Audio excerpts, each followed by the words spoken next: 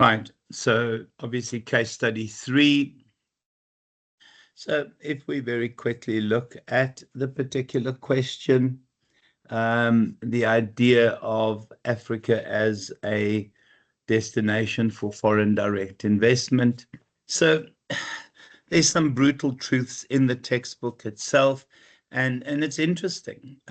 So there are many reasons why we should be very attractive as an investment destination, but we've not seen the kind of investment that we were hoping for. People would rather invest in places like India, in places like Taiwan, in places like some of those Asian countries.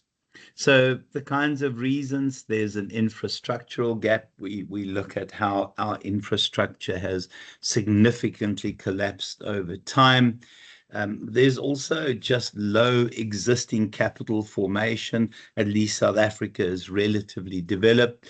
We don't have significant socio-economic development. Again, the gap between the poor and the wealthy significant, and a lot of people live below the breadline.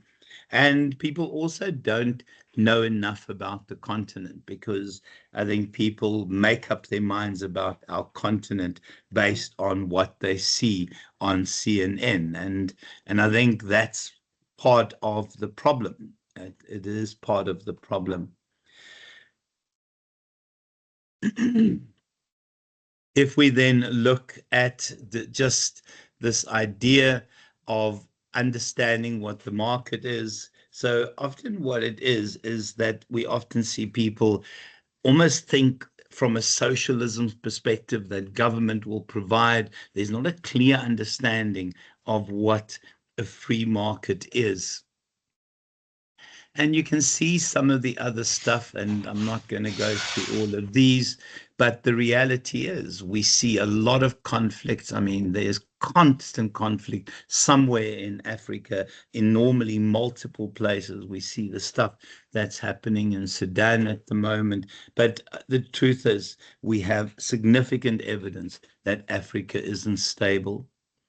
And then just, I think the other things that we have issues about is that people have to do a lot of investigation, and also media coverage is not perfect. Oh golly, my apologies, there's a mistake there. Is not, the media coverage shows us how awfully imperfect we are. And there are other bits and pieces, guys. I think we tend to think as people as poor, and because people are poor, we don't have a customer base. And we also just don't understand the value of the informal sector or people who want to invest. And you can see some of the biggest economies always have quite a powerful informal sector, yet people don't understand, investors don't understand the value of the informal sector. In terms of question 3.2. Sorry, so Yeah, on well, the informal sector, how would investors begin understanding?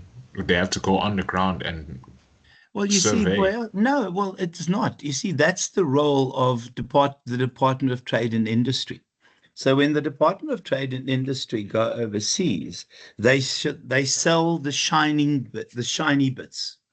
They sell, they sell Santon, they sell to the hotels around those highly developed areas. But there is a significant informal sector, and taxi taxis are part of it. If you think of the amount that the taxi industry generates and how much wealth is in that industry, those are the things that we would never communicate, because taxis have such an awful reputation across the globe, or South African taxis. But it's the job of the Department of Trade and Industry. I don't know what you want to suggest on that, Wednesday. No, no, I was just trying to figure out how people would get that information. I was thinking maybe then you'd have to send almost like corporate spies or corporate espions just to see how Yeah, the you would. But again, a corporate spy who arrives will not move between people who use the informal sector because there is the perception that it's dangerous.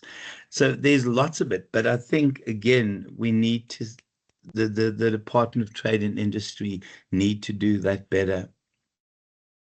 Okay, so in terms of question two, my apologies there. Typical information that they would need together. I think they're quite a bit that we need together.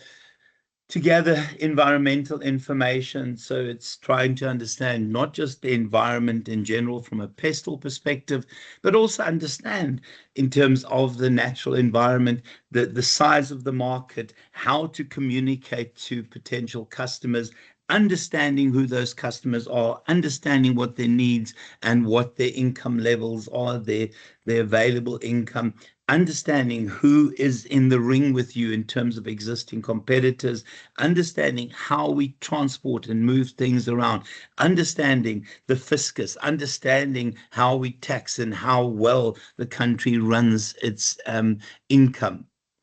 Other bits and pieces, guys, it's also important to understand what labor costs are, what manufacturing costs are, what land costs, what is the cost of connecting utilities, and then administrative information, in particular about how government is run.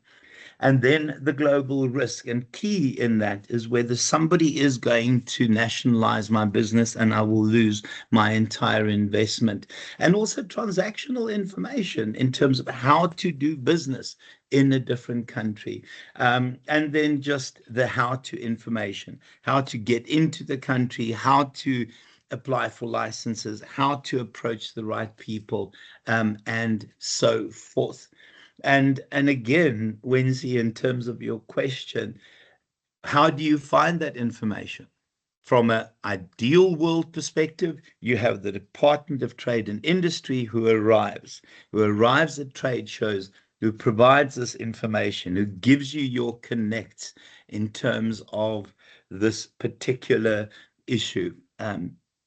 About 20 years ago. Now, I think I have told you guys this before, that my wife is an architect, and my wife worked in her own practice and did a lot of plans around Pietermaritzburg and developments around Pietermaritzburg, and worked with the municipality. And the municipality became very difficult to work with because it was almost that kind of thing where you had to pay a bribe to get a plan approved, and we don't work that way. But we had a mayor for a very short period of time that met with all the business people and had all the right people with direct lines, including my wife, who she could phone if there is an issue in terms of a plan. It was a wonderful thing. But again, as with everything else, he tried to root out corruption and got rooted out himself. But these are the kinds of challenges that we have in terms of coming to Africa. Guys, and then just what can the government do? I've just been a little bit overboard here. Oh gosh, I shouldn't say it, but I stole this information from the memo for the assignment. Guys, remember, you guys have done this assignment, so you can simply just copy your bits and pieces. I would copy this, but these bits and pieces, unfortunately, they're in the form of pics, but I don't think it's the end of the world. Yeah, so is there respect for the law? Will governments and officials, will they, if there is some sort of issue in terms of theft at work, how does the court system work? What will happen if somebody registers a patent and somebody else copies that patent? How will government respond? There are other things, guys, in terms of approaching the judicial system. What is used to determine fairness? And then elections, is it free and fair? Is it a democratic process?